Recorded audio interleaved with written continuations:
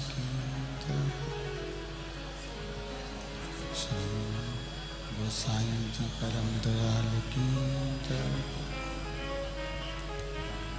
श्याम सुंदर श्री महारानी की जय। काशी विश्वनाथ भगवान की जय। गौरा महारानी की जय। श्री गणेश जी महाराज की जय। सरस्वती मात की जय। खेड़पति सरकार की जय। कुबेरेश्वर महादेव की जय। महाकाल राजा की जय। त्र्यंबकेश्वर भगवान की जय। भीमा शंकर की जय। नर्मदे महारानी की जय। गोदावरी महारानी की जय। संत सद्गुरुदेव गौमाता की जय। चिंता संतान हंतारो यत्पदानं ऋणवा स्वयं तनीतचार्यनं प्रणमामि महा। यदनकृतो जन्तुवा सर्वदुःखातिगो भवे तमं सर्वदा वन्दे श्रीमद्वल्लभनन्दनम्। अज्ञानतिमिराभास्य ज्ञानजयशलाकया चक्षुरुन्मीलितेन तस्मै श्रीगुरवे नमः। नमामि हृदयशेषे लीलाचरद्विषयणं लक्ष्मीसहस्रनाम्भिः सेवमानं कलानिधिं। चतुर्विश्व षड्विजायते योऽसो पञ्चदा हृदये नमः।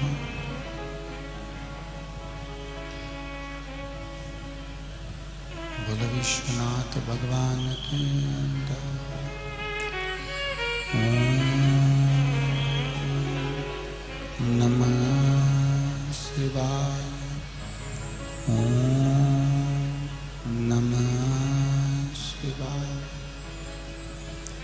ओम नमः शिवाय। ओम नमः शिवाय। नमः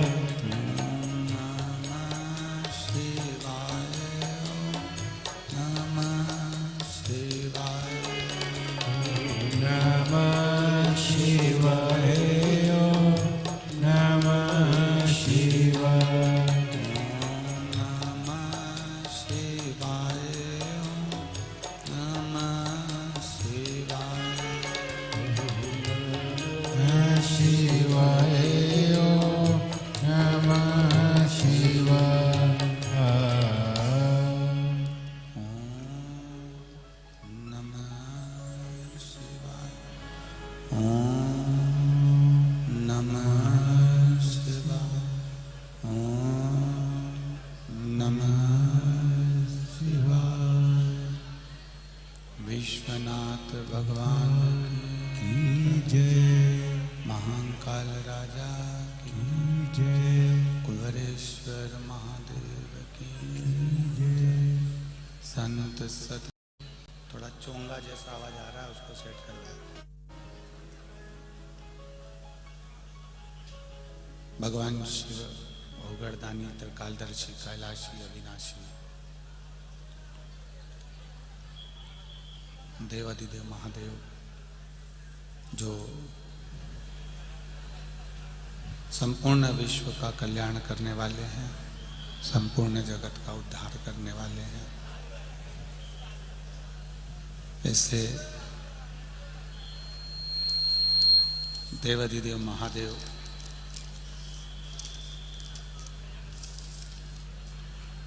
भगवान शिव जो संपूर्ण विश्व का कल्याण करने वाले, संपूर्ण जगत का उद्धार करने वाले हैं, ऐसे बाबा देवादिदेव महादेव की पावन कथा संपूर्ण विश्व के कल्याण हेतु श्रवण करने का सौभाग्य। बेस ज्यादा है, उसको कम करिए। संपूर्ण विश्व के कल्याण हेतु श्रवण करने का सौभाग्य बाबा देवादिदेव महादेव की कृपा से आप और हमको प्राप्त हुआ है।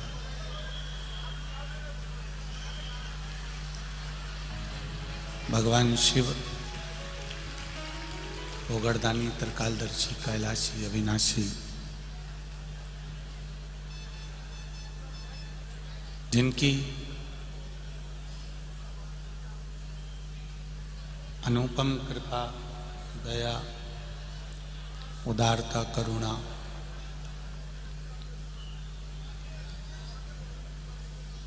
भगवान शिव की कृपा से प्राप्त हुई है। साइड में आवाज नहीं जा रही है, आवाज सेट करो। भगवान शिव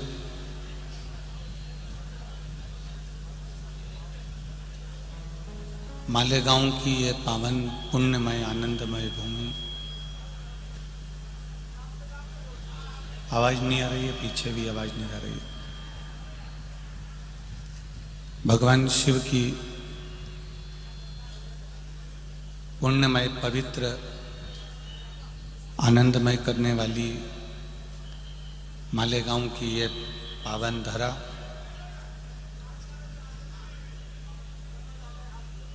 जहां पर संपूर्ण विश्व के कल्याण हेतु शिव महापुराण की कथा श्रवण करने के लिए आप और हम विराजमान हैं। आयोजक श्री शिव महापुराण कथा समिति मालेगांव, दादाजी श्री दगड़ू जी भूसे, मंत्री जी महाराष्ट्र सरकार, इस कथा को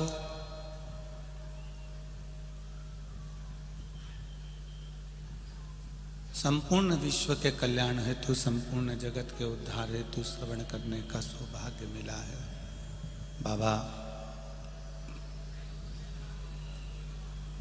देवादिदेव महादेव की जब तक कृपा ना हो, करुणा ना हो,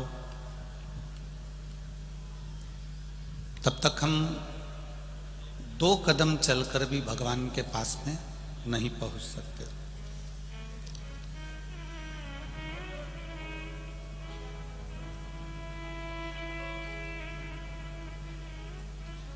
शिव भगवान त्रिकालदर्शी, भगवान कैलाशी, भगवान अविनाशी, भगवान शंकर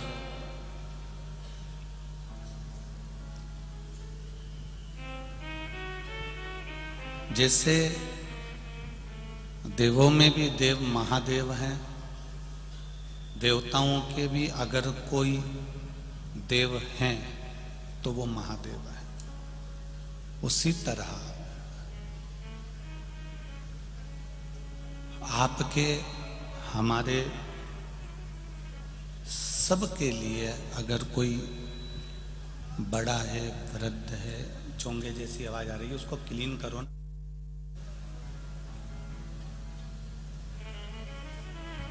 अगर कोई बड़ा है,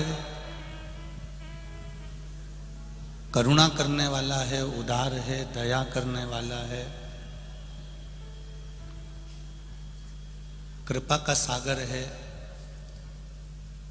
देवों के लिए भी जो देव है, देवताओं के लिए भी जो पूज्य है, जैसे आपने और हमने कथा में श्रवण करा, भगवान शंकर की पावन कथा में हमने सुना, भगवान शिव की कथा में हम श्रवण करते हैं, सुनते हैं कि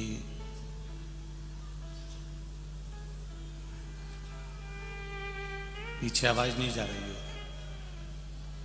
राम जी महाराज ने भी भगवान शंकर की आराधना करी है, भगवान शिव की पूजन करी है, और भगवान कृष्ण ने भी भगवान शंकर की आराधना करी है, पूजन करी है।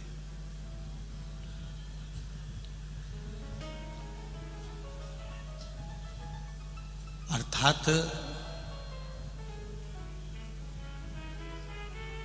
पीछे आवाज नहीं जा रही है।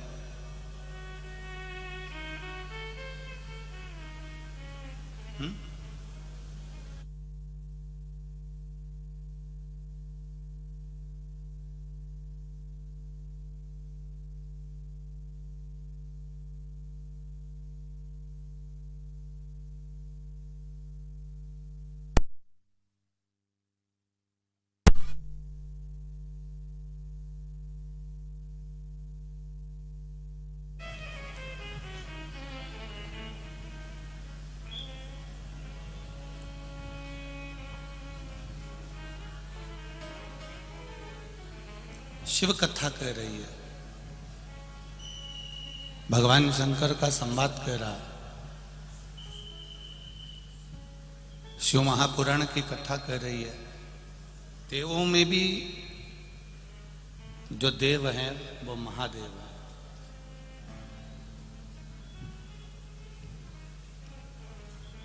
देवताओं के लिए भी जो पूज्य है, देवताओं के लिए भी जो आदर रखने वाले हैं, देवताओं के लिए भी जो सुख प्रदान करने वाले हैं,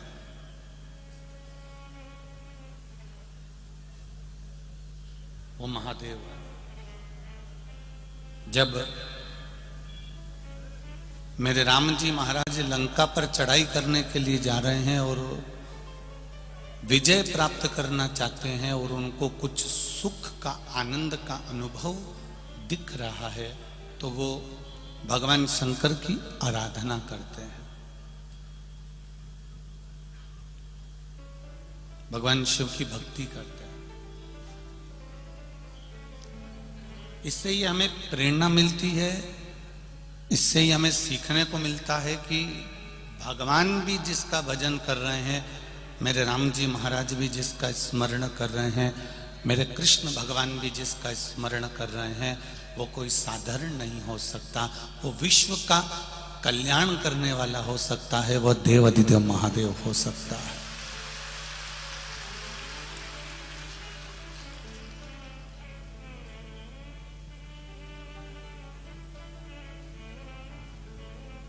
भक्ति हम जितनी प्रेमवश करते हैं, भक्ति हम जितनी प्रेम के साथ करते हैं, हम आनंद के साथ करते हैं, हम स्मरण के साथ में करते हैं, उतना सुख हमारे जीवन में आ जाता है।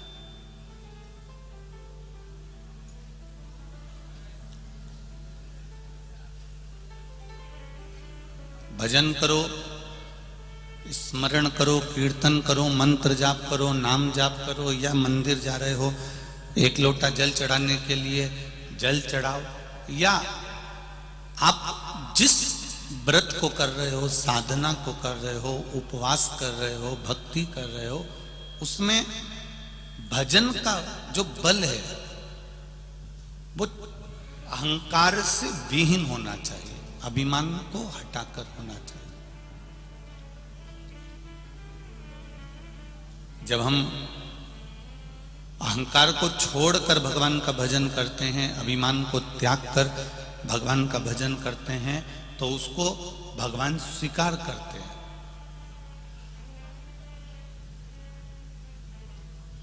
शिवजी को चढ़ाए गए प्रसाद में बेलपत्री मूल होती है, भगवान विष्णु को चढ़ाए गए, राम जी को चढ़ाए गए, भगवान कृष्ण को चढ़ाए गए प्रसाद में तुलसी मूल होती है।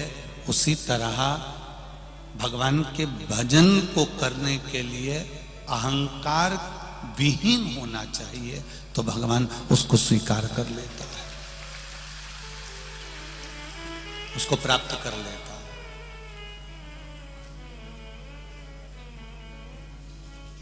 हम जब अहंकार को छोड़ देते हैं, हम जब अहंकार को त्याग देते हैं, अहंकार को हम जब हटा देते हैं, तब हम जो भजन करते हैं वो हमारा सुख प्रदान करने वाला होता है।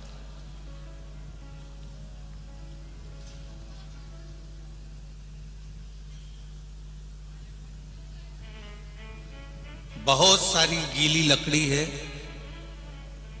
लकड़ियों का ढेर लगा हुआ है, गीली गीली लकड़ी है, और गीली लकड़ी अब जले कैसे?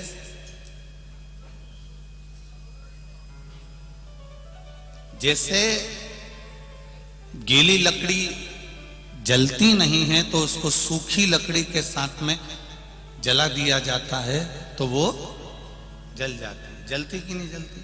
जल जाती। गीली लकड़ी सूखी लकड़ी का संग पकड़कर जल जाती है। उसी तरह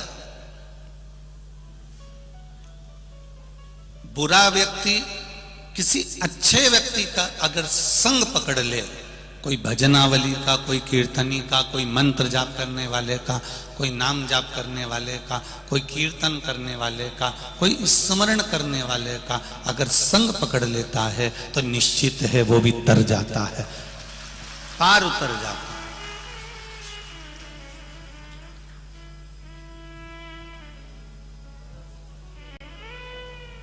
पहले कथा में कहा है, एक लोहे का कीला, एक लोहे की कील, इस लोहे की कील को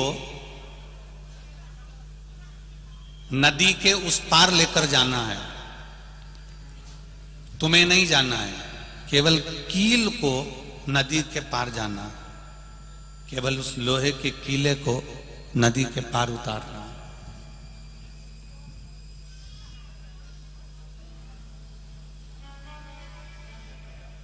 लोहे का कीला, लोहे की कील नदी के उस पार लेकर जाना है, और तुम्हें नहीं जाना है, केवल उस कील को जाना है। तो कील को उठाकर तुमने नदी में डाला तो वो कील तैर जाएगी क्या? वो लोहे की कील, लोखंड का कीला, लोहे का कीला पार उतर जाएगा? नहीं उतरेगा। पर उसी लोहे की कील को अगर आपने एक लकड़ी में ठोक दिया, एक लकड़ी में उसको ठोका और उस लकड़ी को आपने पानी में डाल दिया, तो वो लोहे की कील भी पार उतर जाती है। उसी तरह इस आत्मा को परमात्मा में ले जाकर ठोक दीजिए, उसके चरणों में ले जाकर छोड़ दीजिए, तो ये आत्मा पार उतर जाती है। परमात्मा का भजन कर कर पार उतरने का प्रयास कर जाती है।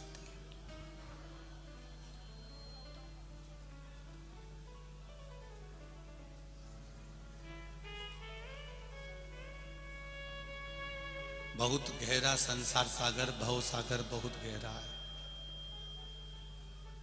इस बहुत गहरे भव सागर में, संसार सागर में भजन एक लकड़ी की तरह है, और उसमें अगर ये भजन हमने अगर जोड़ दिया है तो ये निश्चित है कि भव सागर से पार उतरने में देरी नहीं लग सकती। भव सागर से हम पार उतर सकते हैं। शिव कथा कह रही है,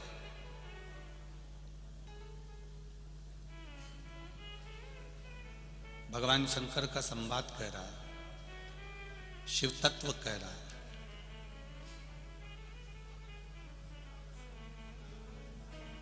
पुण्य तीन तरह से किया जाता है। एक मन से, दूसरा वचन से और तीसरा कर्म से। पुण्य श्री शिव महापुराण की कथा ये मालेगांव को मिली है। अब उससे आप अंदाजा लगा लो कि कितना पुण्य मालेगांव वालों ने करा होगा, इसलिए पुण्य श्री शिव महापुराण की कथा मिली, प्राप्त हुई।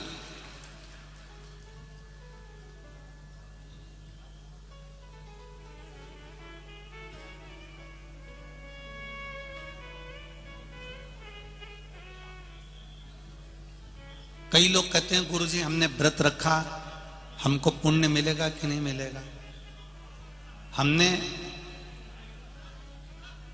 माला पकड़कर जाप करा, हमें पुण्य मिलेगा कि नहीं मिलेगा? हम 24 घंटे भगवान की माला पकड़कर जाप करते हैं, भजन करते हैं, कीर्तन करते हैं, हमको पुण्य मिलेगा कि नहीं मिलेगा? हम मंत्र जाप कर रहे हैं, हम माला जाप कर रहे हैं, हम मंत्र माला में डूबे हुए हैं, हम व्रत कर रहे हैं, तपस्या कर रहे हैं, साधना कर रहे हैं, इसका पुण्य हमको मिलेगा कि नहीं मिलेगा? तो पहले तो आप अच्छे से समझ लो उस बात के लिए कि भजन क्यों कर रहे हो, मंत्र जाप क्यों कर रहे हो, नाम जाप क्यों कर रहे हो, स्मरण क्यों कर रहे हो, कीर्तन क्यों कर रहे हो, पहले उसको समझो।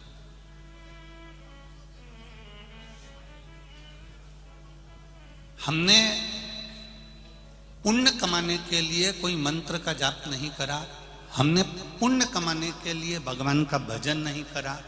हमने अगर भजन करा है तो केवल एक कारण से करा है कि अभी जो मनुष्य का शरीर मिला है, अगला जब जन्म हो तो यह मानव का शरीर ना मिलकर हम भगवान के चरणों में समाहित हो जाएं। बस कहीं ना कहीं हमें परमात्मा की प्राप्ति हो जाए, भगवान की प्राप्ति हो जाए। भजन करने का केवल एक कारण है, परमात्मा को प्राप्त करना।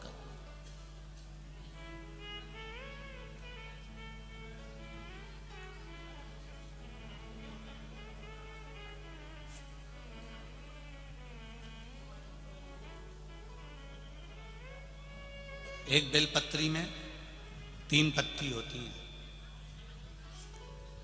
थोड़ा ध्यान से सुनना मालेगांव वालों, पुण्य शिव महापुराण की कथा चल रही है, बार बार नहीं मिलेगी। और जितने लोग आस्था पर सुन रहे हैं, जितने लोग फेसबुक यूट्यूब पर सुन रहे हैं, वो भी ध्यान लगा।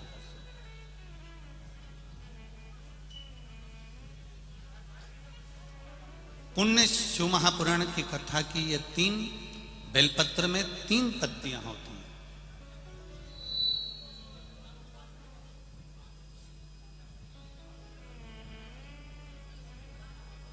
ये 3 पत्तियां शिव महापुराण की कथा कहती है, जब हम देवाधिदेव महादेव को समर्पित करते हैं, जब हम भगवान शंकर को ये 3 पत्तियां समर्पित करते हैं, तो हमारा वर्तमान, हमारा भविष्य और हमारा पूर्व का किया हुआ जो भाग है, वह भी केवल एक बेलपत्र जब हम भगवान शंकर को समर्पित करते हैं, तो हमारा वर्तमान, हमारा भविष्य और हमारा भूत जो निकल गया, वो तीनों ही भगवान शिव उसको संवार देते। मात्र एक बेलपत्र का फल इतना प्रबल है कि एक बेलपत्र मात्र भगवान शंकर को समर्पित कर देने से हमारा निश्चित समय अवधि गणना सब स्वीकार कर लेते हैं भगवान शंकर।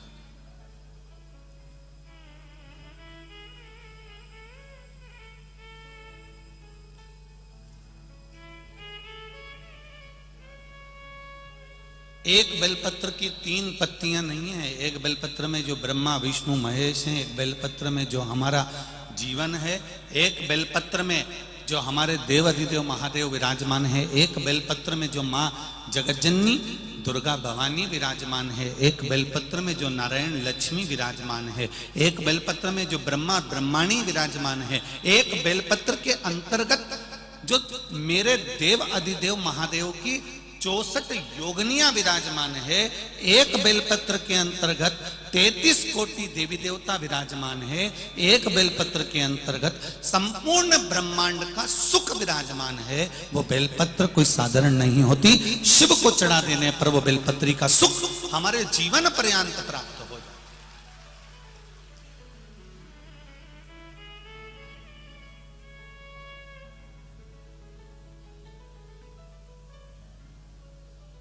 केवल एक बेलपत्र हमने जो देवाधिदेव महादेव को समर्पित करी, उसका सुख हमको अपार सुख प्रदान कर देता। पुण्य 3 तरह से होता है, एक मन से, वचन से और कर्म से।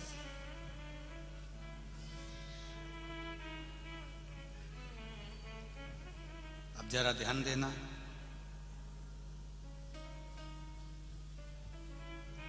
मन से हम जिंदगी में कभी किसी के प्रति भेदभाव ना रखें। गलत अगर भोजन किया है तो हम गलत सोचेंगे, पर यदि भोजन करने के बाद भी हमने अगर भगवान के चरणारविंद का मात्र थोड़ा सा चरणोदक, थोड़ा सा अमृत तत्व ग्रहण कर लिया है, तो जो हमने भोजन ग्रहण भी करा है और मालूम पड़े कोई गलत जगह का भोजन कर लिया है और हमने शंकर भगवान पे चढ़ा हुआ वो जल थोड़ा सा हमने पी लिया है, तो हमारे भीतर अगर गलत भोजन चले भी गया है तो ये निश्चित है उस भोजन को शिव का चढ़ा हुआ चरणोदक पवित्र कर देता है, गंगा का जल मानकर उसको शुद्ध कर देता है।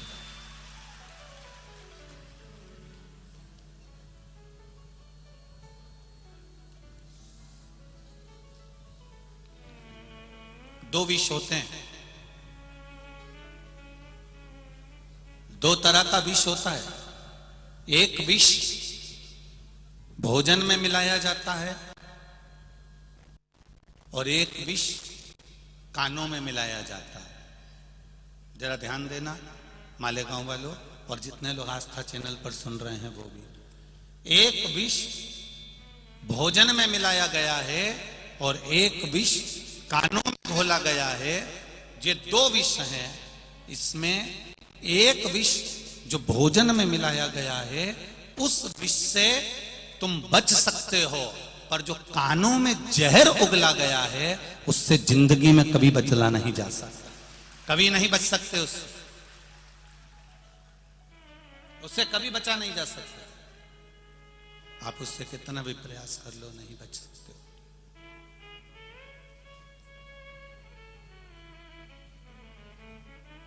भोजन का विष निकल सकता है, पर कानों में जो घुला हुआ विष है ना, ये जिंदगी भर नहीं निकलता। एक सास ने अगर बहू को अपशब्द कह दिया है, जेठानी ने देवरानी को अपशब्द कह दिया है, एक बेटे ने बाप को अपशब्द कह दिया है, एक भाई ने भाई को अपशब्द कह दिया है, एक बहन ने बहन को अपशब्द कह दिया है, किसी मोहल्ले के व्यक्ति ने, कॉलोनी के, सोसाइटी के व्यक्ति ने अपशब्द कह दिया है। एक बार अपशब्द किया और वो अपशब्द जीवन पर्यंत तक रहता है, मरते दम तक वो अपशब्द समाप्त नहीं होता। जब तुम उसको देखते हो तब तुम्हारा खून खोल जाता है, इसने मेरे साथ ऐसा किया।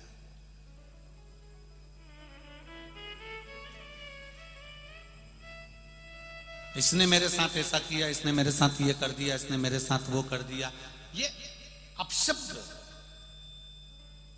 का जो विष है, ये विष जो अपशब्द का विष है जो कानों में घोला जाता है, ये मनुष्य की जिंदगी को बर्बाद कर देता है। जितना शरीर में गया हुआ जहर, जितना शरीर में भोजन के साथ गया हुआ जहर काम नहीं करता, उससे ज्यादा काम करता है कानों में गया हुआ जहर।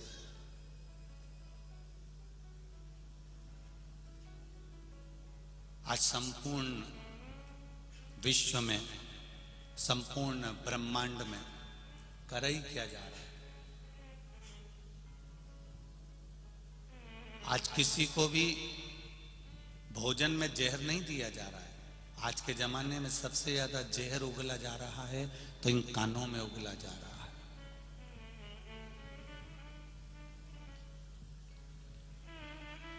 ये कानों का जो जहर है,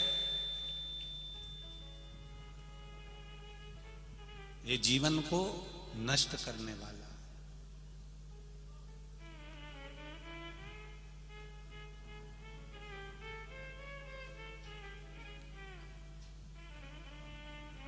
इसको हमें समझना चाहिए। एक बॉर्डर पर खड़ा हुआ सैनिक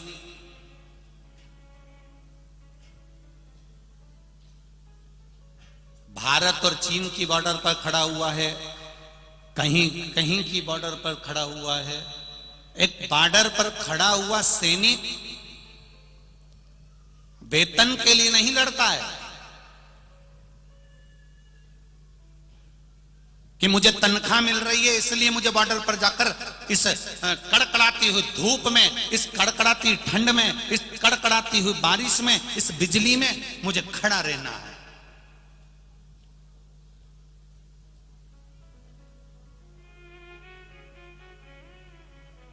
एक बॉर्डर पर खड़ा हुआ सैनिक वेतन के लिए नहीं लड़ता।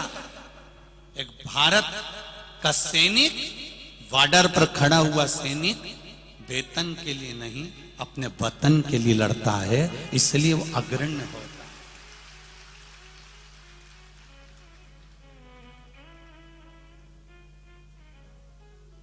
वो वतन के लिए लड़ रहा है, अपने राष्ट्र के लिए।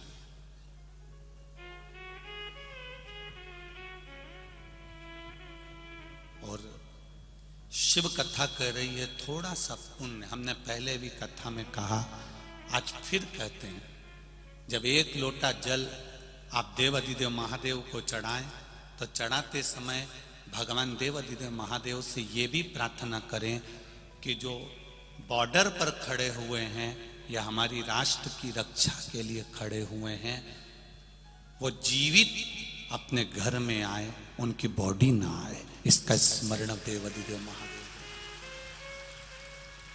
जीवित अपने घर में आए।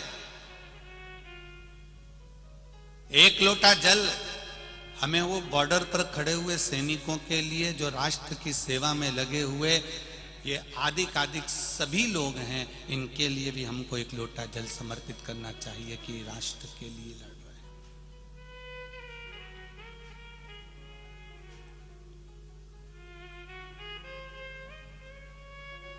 कि चंदन है इस देश की माटी, तपोभूमि हर ग्राम है, हर बाला देवी की प्रतिमा, बच्चा बच्चा राम है।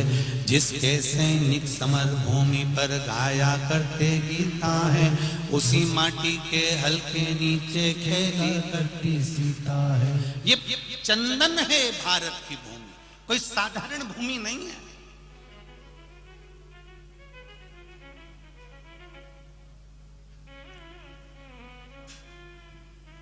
केवल एक थोड़ा सा विष कानों में घोला जा रहा है, थोड़ा सा विष तुम्हारे कानों में दिया जा रहा है धर्म को बदलने के लिए, सनातन धर्म को तोड़ने के लिए। तो तुम्हें भी कह देना चाहिए, मैं विष खाने को तैयार हूं पर धर्म बदलने को तैयार नहीं।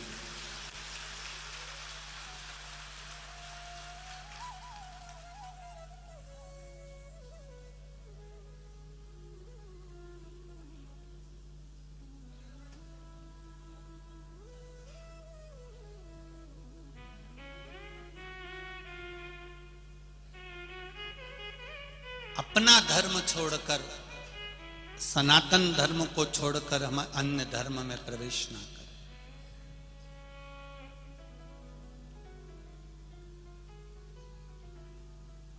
शिवाजी की भूमि है महाराष्ट्र, मराठवाड़ा। ये महाराष्ट्र, जिस महाराजा शिवाजी ने अपना प्राण लाकर रख दिया था केवल इस राष्ट्र को बचाने के लिए, धर्म को बचाने के लिए, संस्कृति और सभ्यता को बचाने के लिए।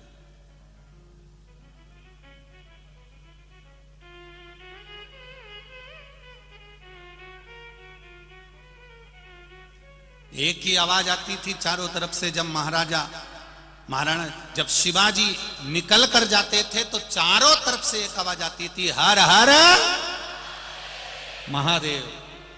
वो हर हर महादेव का शब्द शिवाजी से भी पूछा गया कि ये शब्द तुमको दिया किसने है?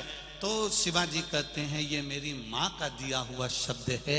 मेरी मां कहती है मैं तेरे साथ हर पल नहीं रह सकती, मैं तेरे साथ हर जगह नहीं जा सकती, मैं तेरे साथ हर युद्ध में शामिल नहीं हो सकती, पर बेटा शिवा, ए शिवाजी, मां कहती है मैं भले तेरे साथ ना हूं पर मेरा शिव तेरे साथ में हर समय रहेगा।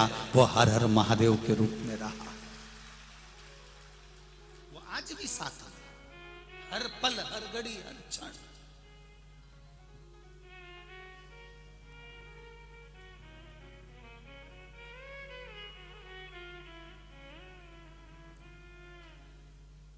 आप लोग के मुख पर जिस दिन ये शब्द आ गया ना, कौन सा? जम के बोलिए जरा। जिस दिन आपके मुख पर यह शब्द आ गया, आप हमेशा कहते हो वहां तक जाना है, अरे काय को चिंता करता, मेरे पास गाड़ी है, मैं अब भी लेके आता हूं। लड़ाई हो गई, मेरे पास में मेरा भाई है, वो सब निपट लेगा। बीमारी आ गई, हमारा डॉक्टर है साथ में, वो कर लेगा। सब कुछ है। एक जरा सा तुमको कोई वहां से चल के तुम आई और वहां जाके खड़ी हो गई और तुम्हें कोई अंदर बैठने नहीं देता है तो तुम क्या करती हो? अभी रुक जा। और उन्हें धीरे से पर्स निकाला, उसमें से मोबाइल निकाला और उसने फोन लगा कर कह दिया, लो बात कर लो जरा। हम अंदर नहीं बैठने देंगे। जब बोल दिया ना नहीं बैठने देंगे तो नहीं बैठने देंगे, तो बात करना मोबाइल पे। और उसने जो मोबाइल पकड़ाया और मोबाइल पे जैसे ही बात करी, इतने देर में तो आइए भाभी जी बैठी। बोलो सही है कि गलत है? बस कितनी दम, एक मोबाइल लगाया और केवल जरा सी बात कराई और भाभी आगे आके बैठ गई। अब मोबाइल में इतनी दम है कि केवल एक फोन लगाया और भाभी आगे आकर बैठ गई। उतना दम हर हर महादेव में है कि वो भी आगे आकर बिठा देता है।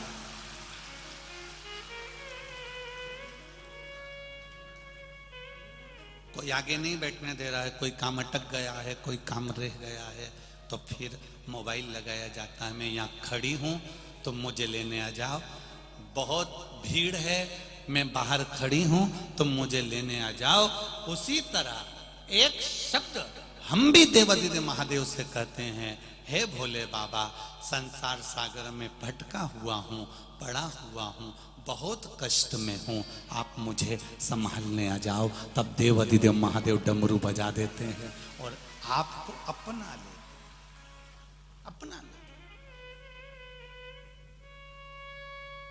कितना विश्वास होगा। एक पत्र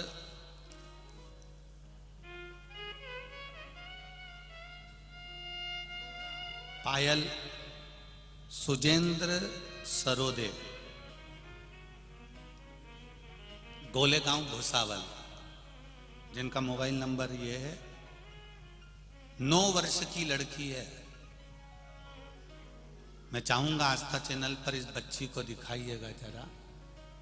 वेंटिलेटर पर पड़ी रही, सांप ने पांव में 3 बार डसा। सांप एक बार डसता है, इस लड़की को 3 बार डसा। इसका वीडियो भुसावल से भेजा गया है, जरा आप देखिएगा। वेंटिलेटर पर डाल दिया गया। डॉक्टरों ने हाथ ऊंचे कर दिए कि अब ये लड़की नहीं बच सकती। 9 वर्ष की बेटी है पायल। सुरेंद्र जी सरोदे 9 वर्ष की। इस बेटी का नियम था शिव जी को जल चढ़ाना 1 लोटा, बेलपत्री चढ़ाना, शंकर जी के मंदिर में श्रृंगार करके आना। पिता के साथ में खेत पर गई थी, सांप डस लिया, लेकर भागे। भुसावल के हॉस्पिटल में रखा, वेंटिलेटर पर डाल दिया। तड़पती रही, आंखों की रोशनी चली गई, शरीर काम करना बंद कर दिया। वेंटिलेटर पर डॉक्टर ने कह दिया अंतिम सांसें है। ऐसा ना जाने कौन सा सांप था जो इसको डस गया। अगर एक साधारण सांप डसता तो हम बचा लेते, पर 3 बार डसा है। जहर पूरे शरीर में पहुंच चुका है। इसके परिवार वाले शिव जी के मंदिर में पहुंचे, जिस मंदिर में बेटी रोज जाती थी। और परिवार वालों ने जाकर कहा, देवाधिदेव महादेव, मेरी बेटी आपके मंदिर आती थी। सियोर वाला महाराज कहता है कि आप संभालने वाले बैठे हो तो क्या चिंता करना, डॉक्टर अपना काम करे, पर महादेव आप तो अपना काम करिए। जल ले गए, बेटी के मुख में बेलपत्री का टुकड़ा मसल के बस रख दिया, क्योंकि शरीर में कुछ जान तो थी नहीं। पानी की 2 बूंद दी, बेटी के शरीर में हलचल उत्पन्न हुई। हलचल हुई, हिलना प्रारंभ करा, और बेटी को धीरे धीरे कर कर होश आया। आंखें चली गई थी, रोशनी खत्म हो गई थी। 3 दिन तक आंख में रोशनी नहीं थी। धीरे से होश में आई। होश में आकर हाथ पैर तड़प रहे थे। आंख की रोशनी भी भोलेनाथ ने वापिस दे दी, और आंख की रोशनी आते से ही मां के गले लगकर कहती है, मां, नंदी पर चढ़कर कोई आया था।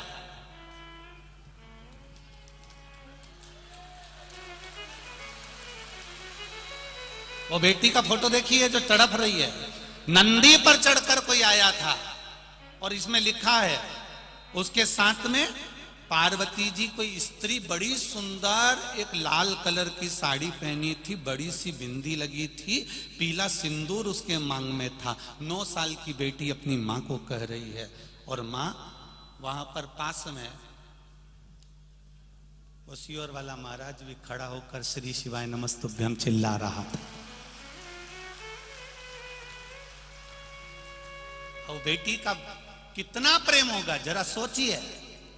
और बेटी होश में आ गई, और बेटी आज ठीक है। थोड़ा शरीर में कष्ट जरूर है, पर उस बेटी ने यह पत्र भुसावल से भेजा है। मैं बहुत बहुत धन्यवाद दूंगा इस पत्र को जो लेकर आए हैं उनको भी, और उस बेटी के लिए हम सब एक बार कहेंगे श्री शिवाय नमस्तुभ्यम। फिर से कहिए श्री शिवाय नमस्तुभ्यम। स्वस्थ हो, अतिशीघ्र स्वस्थ। ये शिव तत्व, ये शंकर, कितना विश्वास। एक पत्र और देखिए, हम पूरे पत्र तो अभी पढ़े नहीं है, पर थोड़ा पत्र और देखिए।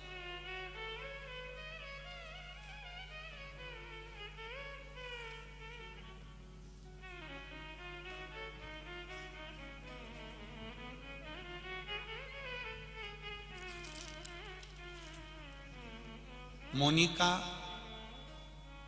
हरीश जी मोरे कहीं बैठी हो तो हाथ हिलाइएगा। कहीं बैठी हो तो हाथ हिलाइएगा। दिख गई है क्या? दिख गई हो तो हाथ जरूर हिलाएं, दोनों हाथ हिला दें। अच्छा ठीक है, दिख गए, दिख गए, ठीक है।